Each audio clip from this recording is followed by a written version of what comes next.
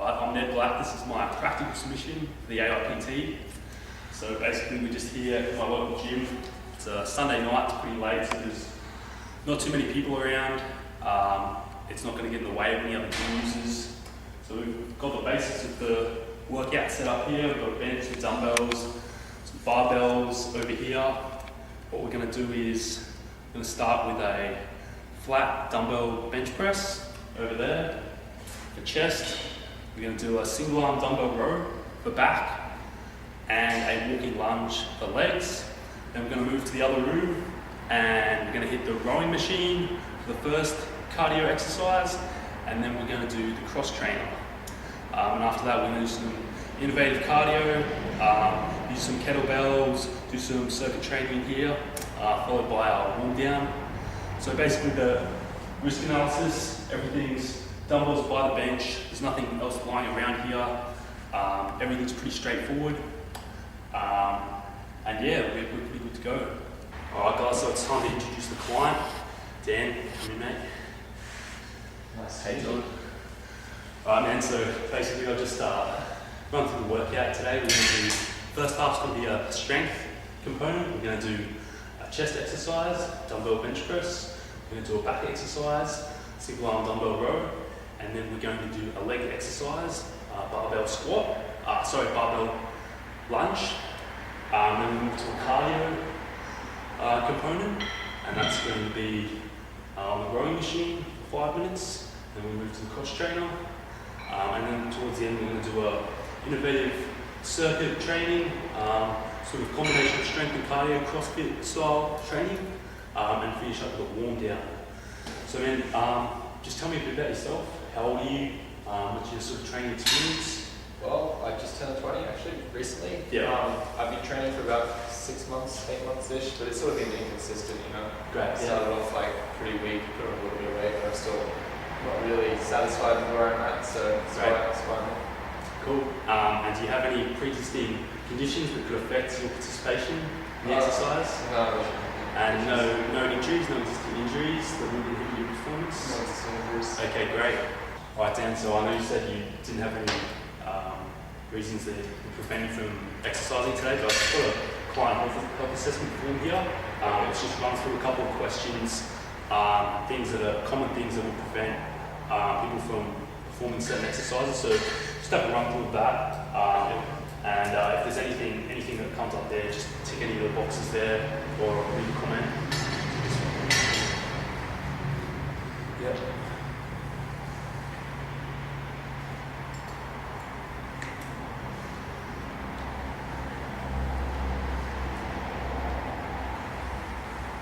Alright, well, seems good to me, man. Okay, good. Well, keen to get started then. Yep. Let's do it. Alright Dan, so what we're going to do first before we start training is we're going to do a fitness test. This is fairly standard practice. Basically what it does, it assesses a component of fitness, either your strength, ability, your flexibility, something like that. So today, because we identified in your goal setting, most of your goals are strength orientated, we're going to do what's called the 7-stage sit-up test. It's basically performing different styles of sit-ups to see whether or not you can perform them. They're each increasingly harder. Okay. And that's going to assess roughly where your strength's at, and we can go from there. Alright, so we'll pop down on the ground. Get down. Okay, so the first one you're going to do, legs, sort of right angle at your knee joint. Just going to be straight on your back, ends like that, and you're just going to get your palms to the end of your knees and see if you can do that. So try that for me. Okay, that's level 1. Level 2, you just want to bend your knees up a little more, man. Yep, that's not quite that much. Level 2, you're going to do the same thing, but you're going to try and get all the way to your elbows. Okay, go up there. Too easy, mate. Go back down. Level 3, put your head on the ground. Level 3, you're going to have your hands across your stomach, like that, not your chest, just down further, yep. And you're just going to try to shrug them into your quads. Good. So that's level 3, you can do that. Next level, arm across each shoulder, and again, try and get your arms all the way up to your knees. Good, that's good. Alright, level 5, Yep. Same thing, but you're going to have behind your head. Your head on the ground and try and get up from there. I can't do them, but okay, good, yeah. Okay, so level 6, you do that same motion, but with the 2.5 kilo behind your head. You don't have to have it down there, you can have it just resting behind your head and try to do the same thing again. Try not to use too much momentum, try to do it. Okay. Oh man, level 6. All right, for level 7. So, and this is the last level, level 7, it's with 5 kilos behind your head. So again, the same repetition, take your time. Oh, yeah, we'll pass that. So we've got basically gone to the end of that, so that's good. That assesses you've got a pretty good strength capacity. So basically that's beneficial if you're going to do a lot of strength training. Usually we do more comprehensive tests, but just for today's session, it's just going to be the one. And that's very good. We'll record that and move from there. That's it. Alright man, so we're going to start with the chest. So what we're just going to warm up the muscles a bit, get some movement into there, to improve some flexibility, so that you don't get injured. Nothing bad's going to happen. So I've just got a resistance band here, just get it over the head, and just move like that, rotation. So you're stretching the chest, you're opening up the chest, that's getting some blood flowing there. So if you just do that, just over the head, not too far back, just enough to stretch and get some movement in there. Use the resistance of the band. That's good. Face frontward. Sorry. Yep. Good. Alright, that's good, man. Rotate the shoulders. Just get some movement in there. Without the bands. Without the bands? Yep. Alright, man. That one back. Stretch there. Pretend you're doing some tractions in there. Awesome, mate. Good. Pretty good. We'll start with a light weight anyway. Just so you don't start too heavy. Nothing bad from there. But yeah. Okay, man. So first exercise we're going to do, we've already warmed up the chest. We're going to do just a dumbbell chest press, flat on the bench. So what you're going to do is you're going to have the dumbbells on your knees and come back. And what you do, it's the starting position, and you're just going to come down and squeeze your chest as you come up. Real steady. Try and keep the control, just like that. You're going to try and squeeze your chest together. We've just got 10 kilos here, so that's going to be a pretty reasonable weight based on how we've assessed your strength. And then we can move up from there. It's going to be good. I'm just going to do a first set, a warm-up set, and I'll just assess your form, give you a few pointers, and I'll go from there. All right, man. So grab the dumbbells, one to each. Right, come back on the chest and push up. Oh, yeah, okay. So control it down. Good. Right down, yep. Great, we'll just go to 10 reps, all right, mate? All right. 4. Bring it a little bit higher up on the chest, not so low. Yep. Good. Real control. Slow down and then drive up. Good. 2 more. One more. Good. Now drop the dumbbells down to your knees and put them on the ground. That's good. Too easy, mate. Alright, man, let's go. Last few reps. Yeah. Careful. Okay, only one more. Alright, put them down. Yep. Hold on. Okay, just towards the end of the last that set just there, your elbows, instead of being in a good position like this, you'll bring them up. And what that's doing, it's using your shoulders more than your chest. And it's obviously due to a few factors like fatigue towards the end of the set. So just keep in mind when you do your next set, elbows down, tucked in. If you have the dumbbell closer to your body, it's easy to do that. And just really focus on that, and you'll feel it tight in your traps and in your delts. If you're doing that, you'll feel it like that. And just remember, real good contractions. So we've got some 15 kilos now, we've gone up in a bit of weight. So what I'm going to do, I'm going to stand behind Dan. It's going to be like this, and I'm going to spot under his elbows. If he needs it, just for a bit of help and a bit of support for the weight. And what that enables, it means he's not going to lose control and possibly injure himself because I'm here supporting him. And it's also going to enable him to get a few more reps out, and then obviously make more results from that. So Dan, you want to pop back and I'll just help you get them up in your own time. Yep. 1, 2, 3, up. Good. We go for 10 reps, come on. So control down. Good. 1. Oh man. Good, that's good form. Yep, I got you.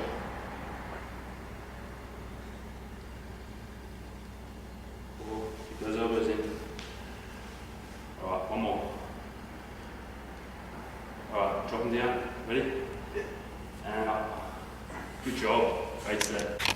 Alright man, so that was a chest exercise. Drop that one. Now what we're going to do is a back exercise. We're going to do a single arm dumbbell row. So basically what you're going to do, you're going to have one leg on the bench, supporting with your arm and the other leg to the side. You have one arm with the dumbbell, and you're going to pull it and you're going to squeeze all these muscles in your back, your traps, your lats. It's going to be a back workout. So I'll just demonstrate for the moment. We'll start on. Again, we'll just start with a reasonably light weight. So again, you're going to have one leg on this one, this leg can be to the side, and the key in this exercise is not to have an arched, a rounded back, sorry. You're going to want to keep your back straight, even though you're pulling the weight. You don't want to have a rounded back, you want to have a nice arch in your back, and that's going to take the strain off your lower back, and make sure you're actually targeting the area that you want. You're going to be like this, it's just going to be starting about this position, looking forward, and you're going to squeeze your back as you come up. 2. And it's just going to be like that. It doesn't need to be too wide, it just comes right beside your body and just real easy like that. Again, it helps you with your arch back if you're looking forward. If you're looking down, it makes you do that. Right, so we'll just hop in there. Obviously, once you've done one side, you're going to swap over and do the other side. And we're going to go for 8 reps each side. So you're going to pop down there, knee on there, and keep that back nice and arched. Yeah, very good.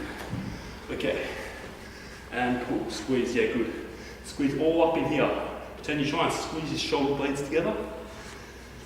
Good. Good. On the downward phase, and shrug over and stretch. So stretch your back on the downward and pull up. Yeah, that's great. 2 more. 1, 2. All right, now pop it down and go on the other side. Get the dumbbell. We've got the dumbbell here. Oh, you can grab that one. And same thing on that side. So you're going to really think about that squeeze and really think about the back arch. Good. Again, yeah, that's good. Good. Relax on the down low and get a bit of range of motion in there. Great. Feel that squeeze in here. Good. Look forward, look forward. Yep. 2 more. Come on. 1. Yep. 2. Alright, good job. Pop it down. Yeah, stop it up, Bruce.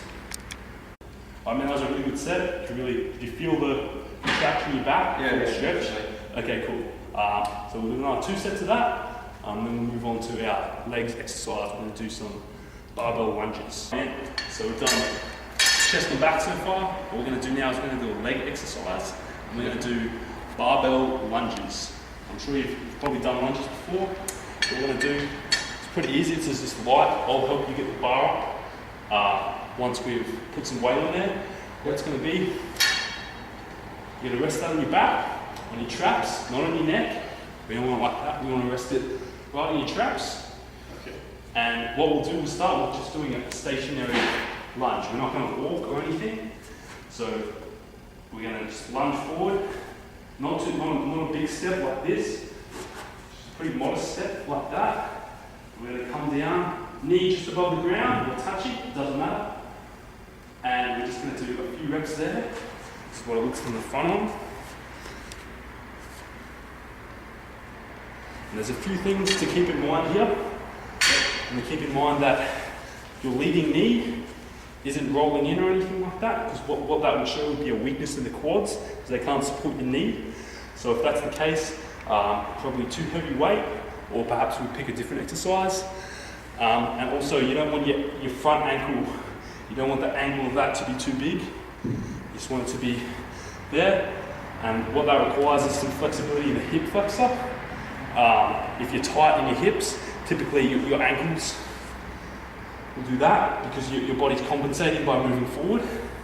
But let's get into that. We'll just get you to do a set with the bar first. So stay there, put your arms back, make sure that rests on the traps right there. Yep.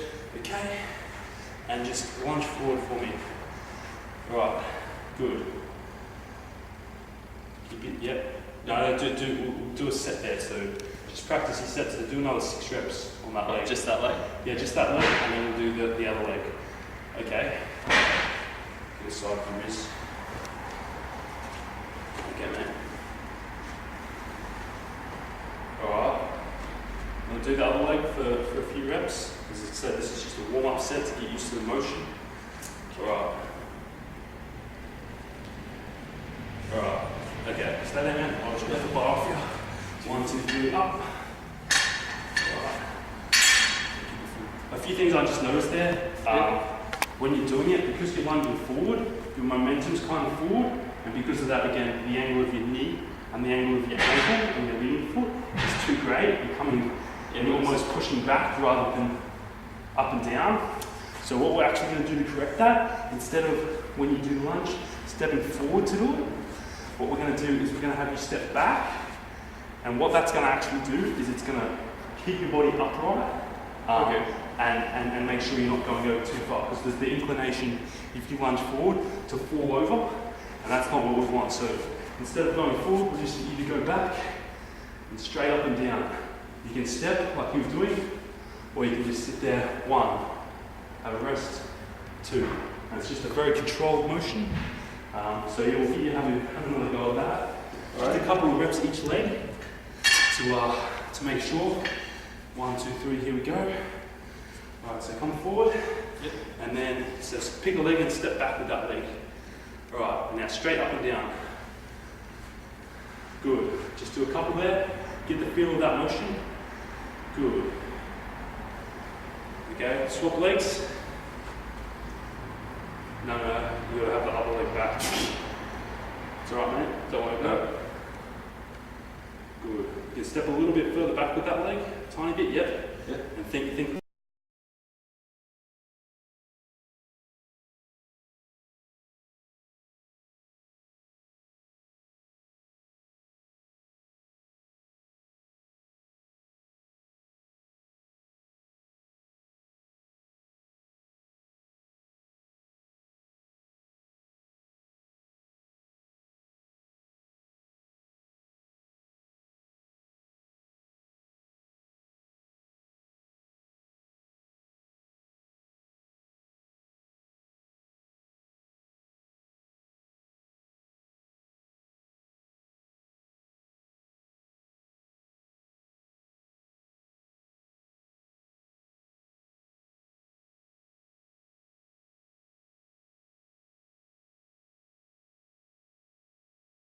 Yeah, cool. Alright, man, so we've done the strength component. We've done 3 exercises for the strength training. This is just a demonstration, obviously, so normally you'd focus on one body part. But for now, we're going to move on to the cardiovascular aspect. Just a quick intro, it's beneficial to do cardio after strength because your body will actually burn more energy because you've got increased blood flow to your muscles and stuff like that. So using your muscles is actually going to, in a cardiovascular way, is actually going to increase energy burned. So when starting with a rowing machine, a few simple things here. You're obviously going to sit on this. You're going to hook your feet in there, do the straps up. This one too. Yep. And a common mistake here is people, because there's a roller there, people pull from their back. You're actually driving from your legs. You're going to come in and get here, and instead of pulling, you're just going to drive back and just have it sit there. That's the first part. And then from there, you're going to pull back. But it's only after you've already extended your legs.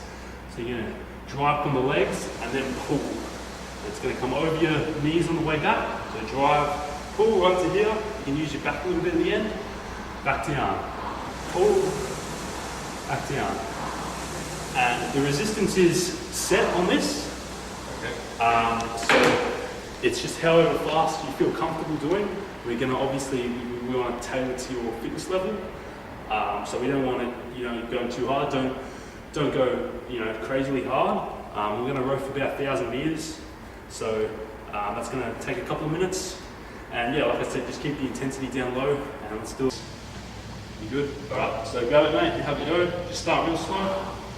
Pull, yeah, too easy. So all legs here, yep, and then pull. Yep. Just keep it going there. And if you feel more comfortable, you can start going a bit quicker. You can get a little more just a little gauge here. Yeah, that's good. Good. Good. You're keeping your back nice and forward. You're not leaning over at the front. That's good. Keep doing that. Keep your back arched. Alright. So yeah, we'll do the thing. We're going to go for 1,000 meters. Okay. Good. Don't go too hard, just maintain up 40 to 60% of your maximum intensity. That's going to be pretty good. Okay man, it's great you hit there. So we're just going to cool down just real slow for another 30 seconds or so. That was real good. You had really good form for that exercise, so I'm very impressed. Alright, you can pop it down now. Walk your legs. Too easy. So we're going to move on to the cross training now. That's the first cardio exercise. This is the second cardio exercise. You've got the cross training here. Okay. It's pretty simple. It's 2 phases. One is your upper body is going to be moving, as if you were skiing. And your lower body is also going to be moving. You'll be moving your legs in coordination with that. So you're going to have left leg, right arm, right leg, left arm. So I'll just demonstrate for a second and show you how to do it. So you're going to hop on one leg, the bottom one, so it doesn't go anywhere. And you're going to put it to the top. And there's nothing real simple. There's nothing really complicated about this. It's almost as if you're cross-country skiing. Just make sure you maintain good posture. Okay. And you're not sort of slouched over, you're not hunched over or anything, just upright looking forward. And as I said, yeah, it's in coordination, so you're going to drive one arm forward when the other leg's going forward. So you're just going to think about coordinating. It's a multi-muscular exercise. You're coordinating multiple muscles using your lower body, upper body. So obviously just thinking about working both of them. I'll always get you to hop on there for a few minutes and just get the heart rate up. Okay. So hop on, straighten. Again, start real slow. Yep. And again, if you feel more comfortable, you can obviously increase the intensity, go a bit faster. There's actually a knob on here, and that increases the resistance. Okay. So if you're feeling that you're very comfortable doing that, you can twist it slightly, and that will make it harder to pedal. And obviously that's going to increase your heart rate, increase the energy that you burn from this activity. So just do that comfortably for 5 minutes. So good, we've done 5 minutes there on the cross trainer. Got the heart rate up. It's actually got a heart rate monitor on here, so just see where your heart rate's at. Obviously coming down now, but you're at 140 beats per minute, so that's a good intensity. That's about 60% maximum intensity. So that's a good heart rate for your body working there. So we'll just bring it down to a slow hold and hop off when you're ready, when it stops. Yep, and just carefully hop off. Too easy, mate. So now what we're going to do is the innovative cardio portion, or a more circuit training, CrossFit style of training. It's sort of a combination of what we've done so far, of a cardio component and a strength component. So we're going to do a circuit with 3 different exercises. I'll just walk you through them first. If you just move to the side for a second. We're going to start with the barrel ropes. And what you do, you're going to alternate 1 arm each. So that's 1, 2, and you're going to try and combine. The ideal result is to get a liquid motion like that, so it's not slamming on the ground. It's a fluid, there's continuity on the ground, like that. What's important about this, you're going to have your feet about shoulder width apart, planted in a really strong position. You're going to use your core and your lower back to support that, to support your upper body. And again, as I've said so far, we don't want you hunching over. You keep your shoulders right up. And you're going to have a little bend in your knees and your hips. And that's it. a really high intensity exercise. We're going to give you that 60 seconds, so just a minute. Okay. And that's the first component of the circuit. So circuit training is basically just you perform different exercises back to back. So ordinarily, if we were doing strength, there would be a rest between the next exercise. Because this is a different sort of style of training, there's no rest. So the next exercise, I'm just going to get you to do some kettlebell burpees. So you're going to start in a standing position like this. Again, not arched, back arched, not bent, hunched over. And you're just going to jump back and forward again. 1, 2, 3. Try not when you go back, let your back do that. Keep yourself in a braced position and jump forward. Okay. I'm going to get you to do 8 of them. And then the final exercise we're going to do is just a squat and press. You're going to grab your kettlebells in your hand like that, bring them up to your shoulders and have them on the outside. So it's going to go like that. Your toes slightly out, have a bend in your knees and your hips, come down in a squat, drive up. 1, 2, and we're just going to do 8 of them as well. Yep. And that's 1 rep of the circuit, one repetition of the circuit. That's the combination of those 3 exercises. So let's get you to start now, and I'll critique your form, give you some tips while we're going through. So grab them up. Solid position to start with, and you're going to alternate with your arms. So one arm at a time, yeah. We're going to try to kick that forward, Good. Go for 60 seconds. So I've got the timer on. Got the timer on the door there. Good. Really keep yourself supported with the pull and roll back. Good. 10 seconds. 9, 8. Keep it dropped. 5, 4, 3. Okay, that's great. That's good. That's high intensity. Come over here. We only got to do 8. So remember, start with them. Keep your back arched and then jump back. 1. Good. 2. Good. Take your time doing it. 3. 4. Come on, halfway there. Good. Come back a little bit further if you can. 2 more. Good. Last one, last one. Alright, mate, that's great. We come over to the last exercise. Grab your kettlebells in your hands. Feet shoulder width apart, toes out. Good, how you feel comfortable. And squat down, don't have to go too deep. Drive up. Good, 1. 2, great. Real explosive on the drive up. 3, and just bring the kettlebells to the outside like that before you go down. Bring it down. 4, good. Come down. 5, 3 more, come on. Good form so far. 2 more. Use the momentum of your legs to drive the kettlebells up. Good, put them down. And we'll rest now. And so basically, still a bit puff from that. Obviously the advantage of the circuit training is you can have an increased rest between, whereas if you're doing just sets of strength training, you'd only have maybe a minute to 90 seconds rest. Whereas because it's back to back, you can have sort of 2 to 3 minutes rest, a longer rest, and that's going to let your heart rate get back down and let you recover from that. The reason why you do a circuit style training or CrossFit cardio style training is because you're using a number of energy systems.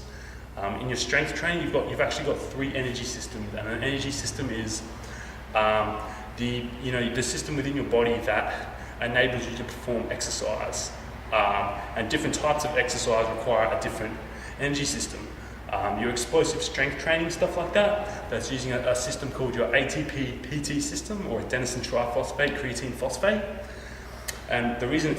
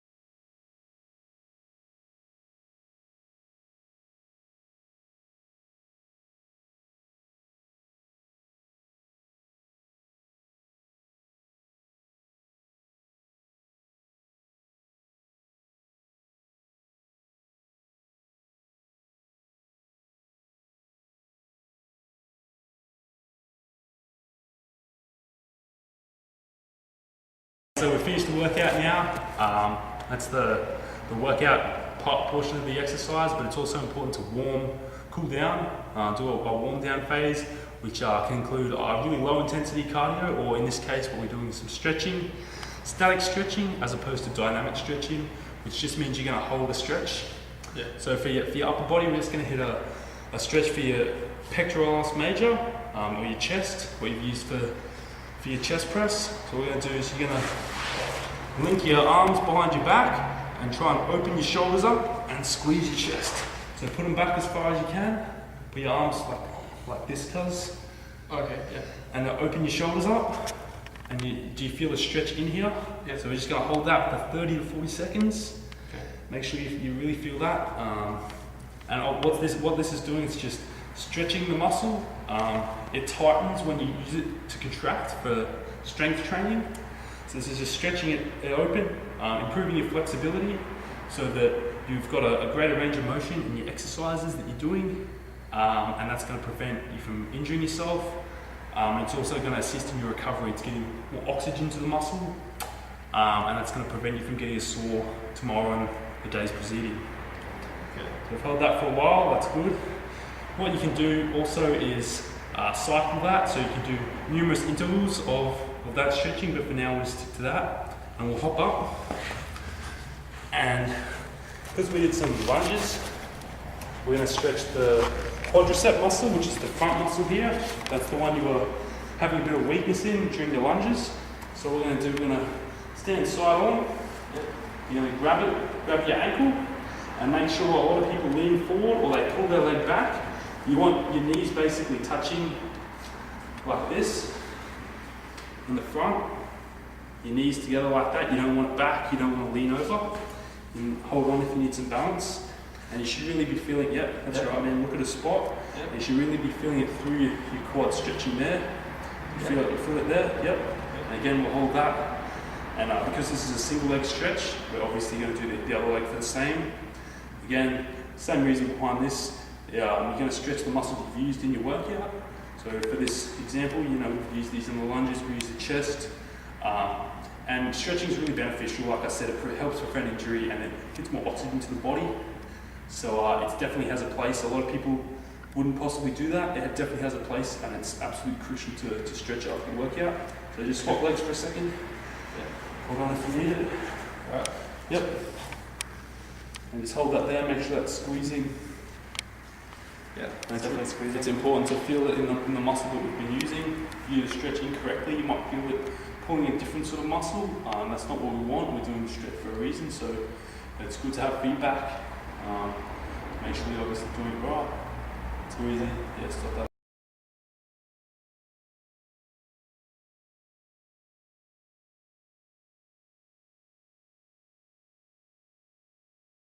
So if we're looking at special populations, we'll take somebody with hypertension or high blood pressure. Essentially what that means for a client with high blood pressure is that their heart has to work harder and is put under greater stress to pump blood around the body. When we perform a high intensity exercise, our muscles require oxygen to work, and the higher the intensity, the more oxygen they require. And that oxygen is supplied via the heart pumping oxygenated blood around the body. So in an exercise sense, when trying to monitor someone with a high blood pressure, it's very important to control the intensity of the workout, because if the intensity is too high, their heart's going to be put under a great stress, and that can cause cardiac arrest, a stroke, various other life-threatening conditions. So what we want to do is keep the intensity very low. We're talking, 40% intensity, if that. So looking from a strength training perspective, the strength training portion, you can control the intensity in a few ways. One is, controlling the weight. So obviously you don't want to have a weight that is, 60 to 70% of your RM1 or theoretical RM1. You want to have quite a light weight, and that way, obviously, it's going to be potentially detrimental to the achieving your goals if you've got strength-orientated goals, but obviously the client's health has to take priority. So you perform with a lighter weight, obviously that's going to put less strain on the body, your muscles aren't going to have to work as hard, and that's going to prevent the heart rate from increasing too drastically.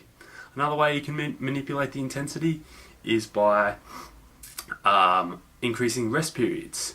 So instead of having a standard 60 to 90 seconds rest, you can have 2 minutes, 2.5 minutes, or over. And what that does is it enables the body to cool down, rest. The heart rate's going to come back down because it's a prolonged period of time. And again, that's going to prevent the client from overstressing their heart. You can also control the reps. Ordinarily you do low reps if you're doing a heavy weight because that's the number of reps you can get out, but you can still do a light weight with fewer reps. Instead of going to 10 or 12, you go to 6 or 8. And yeah, the same principle applies for the cardiovascular portion of a workout, although it's a bit easier to manipulate it because low intensity cardio definitely has its place in a workout, whether you've got high blood pressure or not. But looking at machines or equipment that have resistance that you can control, such as a cross trainer or bike, you obviously want to keep that resistance pretty low. You don't want the client pedaling too difficultly, and that's obviously gonna the greater resistance, the higher the heart rate's going to be. So you want a pretty low resistance, and then obviously on equipment such as rowing machine or treadmill, where you can control the speed, you want to keep a pretty slow speed. As I said, 40% intensity is a pretty good benchmark. And that's actually going to be beneficial to a client working at that intensity as opposed to a higher intensity if they're looking at losing fat as one of their goals. Because if you're performing a lower intensity exercise, your body's actually in a heightened state of fat burning, because rather than there's no immediate need for energy. If you're doing a high intensity interval training, for example, the body it's shocked, it needs energy straight away, and therefore the carbohydrates, glycogen that's stored in the body, is going to get converted back, and the energy that the clients consume during the day is going to be the primary source of energy. Whereas if you're in low intensity, there's no imperative need. The body's not working beyond its means, and because of that, the body's going to convert already stored fat into energy and burn that instead, because that's a more sustainable source of energy over a long period of time. And then if you're looking at the final portion of the workout we performed, the innovative cardio circuit style training, unfortunately I probably wouldn't prescribe this for a person suffering from hypertension, primarily because it emphasizes high intensity. It's a circuit, or what we performed was a circuit. It was back to back. It was very high intensity, heart rate's getting right up, and they're all the things you don't want to happen for a client suffering this condition. So unfortunately we probably avoid that style training. However, you can modify successfully, as I've stated, cardio and strength portions of a workout to suit a client with high blood pressure. Okay, so when looking at a client with lower back pain, again, there's certain modifications you have to make to a workout to take that into consideration and account for it. Someone with lower back pain, they could have numerous conditions, scoliosis, lombosis, various sort of things that could be causing that lower back pain.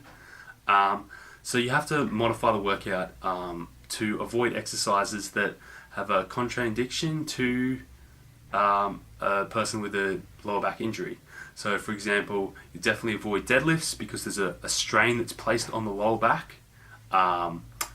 Definitely things like planks and bridging, where again the emphasis is on the lower back to be contracted to support your body. And ordinarily just other heavy lifts such as squats, a bench press for example, where the core and the lower back work to stabilize the body during any activity, whether it's running or even just standing. So exercises where there's a big emphasis on support, such as heavy lifts like squat or a bench press or something else, you definitely want to avoid those exercises, because again they're going to put strain on the lower back, and that's going to aggravate the injury, possibly make it worse. Lower back's a bad area. It's spinal column, nervous system, could cause long-term injury. So for a strength training, you obviously want to avoid those exercises, as I said, lower back, deadlifts, plank, things like that are going to do your lower back. For the cardio portion, again, it's not as difficult, because obviously you're not performing repetitions of a movement. But I would probably stay clear. We did the rowing machine and the cross trainer. I would probably swap the rowing machine for maybe a treadmill, just simply because even though if done correctly, the emphasis should be on the legs and actually the upper back, there is the inclination when you're pulling over to use the lower back, and it's just putting itself in an unnecessary position. You can easily do, trade it in for, as I said, a treadmill. Cross trainer is probably fine. Again, maybe the bike. I probably potentially, you're hunched over. I would prescribe the bike. It's fine. It's a no resistance activity. As long as posture is good, there's not going to be anything wrong with the lower back. And circuit training, the innovative CrossFit style training. Again, probably as long as you avoid the exercises that have a contradiction to a person suffering from lower back injury, then it's fine. The intensity is fine, as long as I said, as long as the appropriate choice of exercises is made. The high intensity isn't going to affect someone. So again, I probably wouldn't do the I'd probably change the entire workout that I did with the battle ropes, the burpees. Squat and press isn't too bad. But I would definitely probably change those exercises, especially the battle ropes. I mean, there's a lot of support that needs to go on there. The burpees 100% would change. And I mean, they were just exercises I picked, so they can definitely be modified. But yeah, that's how you treat a client with lower back injury. And lastly, if you're looking at a client with a knee injury, for example, now obviously that's a vague description, but likely there's, quite potentially there's some sort of ligament damage there, partially torn, ruptured ligament. What that's going to mean is a lack of strength in the injured knee, injured leg, in fact, and also potentially a lack of stability. So how we go about modifying a workout to take into consideration these things, obviously we don't want to perform exercises that are going to require a lot of stability or strength in the knee and the knee joint, and are going to put strain on the muscles that support the knee, such as the quadriceps. So the barbell lunges that we did, I mean, the client, even though they didn't have a knee injury, had trouble sort of stabilizing that. So definitely would avoid the barbell lunges or any sort of lunges really. I'd also probably avoid any sort of actually free weight leg exercise, such as a barbell squat, barbell squat, a lunge, anything like that, because it simply requires a lot of strength and stability in the knee joint, which a client with an injury certainly doesn't have. So I'd modify that. I'd include, or I'd swap out those exercises for more isolated exercises. So leg extension is definitely a good way to build up the quadricep muscle. And if you're going to do a press, I mean, obviously it would vary on how comfortable the client is, how bad the injury was, a few variables.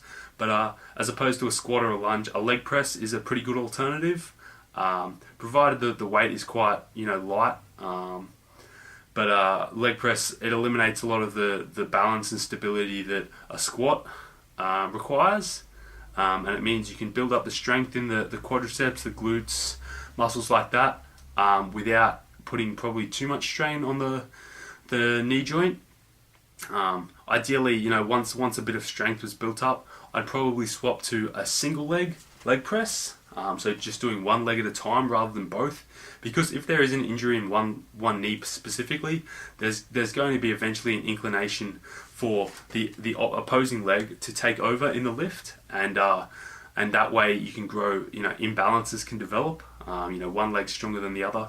So if it's safe to do, I would definitely prescribe a single leg press, even just single leg working on the injured knee, maybe an extra 1 or 2 sets simply on that leg just to build up strength. For the cardiovascular portion of the training session,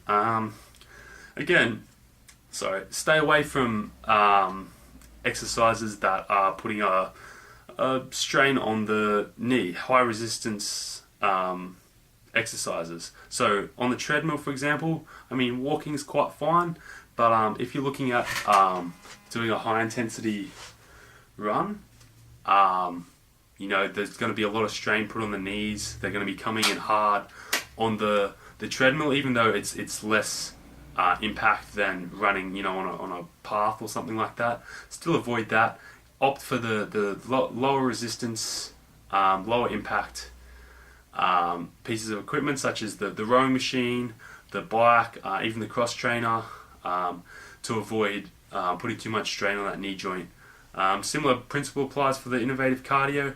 Again, just pick exercises that don't put too much of a strain on the knee joint, and possibly during the cool down or warm up phase, probably you could implement some exercises that are designed specifically to strengthen the supporting muscles in your knee joints. So doing some one-legged work on the Bosu ball, for example, that's going to build up the muscles that anchor your knee, or your vastus medialis, lateralis, etc. That's something that could be done. Again, you'd probably want to consult with a actual health professional, a physiotherapist or someone that has a greater understanding. But that's definitely something that could be implemented as well.